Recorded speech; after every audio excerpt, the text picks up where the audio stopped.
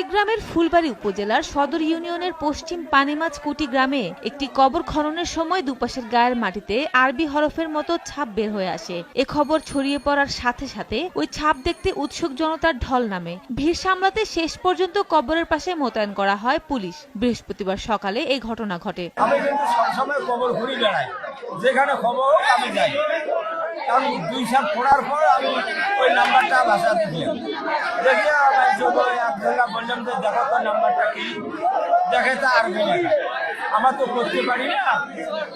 পরে ওই আবার খুঁজতেছি 2 পাখে নাম্বার আবার ভাসি ভাসি উঠবে, কারণ যতই ঘুরি অতই নাম্বার ভাসে, যতই ঘুরি অতই নাম্বার ভাসতেছে। পানিমাছ কুটিতে এক ভাই ইন্তেকাল করেছেন। ওনার কবর খুঁজতে গিয়া দেখা গেল যে কবরের পশ্চিম সাইডে ইয়াসিন শব্দটি, ইয়াসিন 2টি অক্ষর ভাসি উঠতেছিল। আমি এখানে এসেই নিজের চোখে দেখতেছি হাজার হাজার লোক দেখতেছে। তো আমি যে হরফগুলো দেখলাম ইয়াসিন, এটা স্পষ্ট বোঝা যাচ্ছে এবং পরবর্তীতে আরো অনেক হরফ দেখা যাচ্ছে।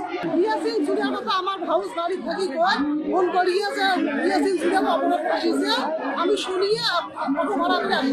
পশ্চিম পানিমাছ কুটি গ্রামের মৃত জব্বার আলীর পুত্র ইসমাইল হোসেন গতকাল বুধবার রাতে হৃদরোগে আক্রান্ত হয়ে ঢাকা মেডিকেল কলেজ হাসপাতালে ইন্তেকাল করেন। তার মরদেহ দাফন করার জন্য ওই কবর খনন করা হচ্ছিল। কবরের আকার যত বড় হতে থাকে আরবি হরফগুলো মুছে যাচ্ছিল না, বরং আরো স্পষ্ট হয়ে ওঠে। পরে দুপুর 2:15টার দিকে ইসমাইল হোসেনের মরদেহ ওই কবরে দাফন করা হয়। কবরের গায়ের এক পাশে আরবি হরফে বিসমিল্লাহ, ইয়াসিন ও অপর পাশে মিম হা মিম হরফের ছাপ রয়েছে বলে জানান এলাকাবাসী।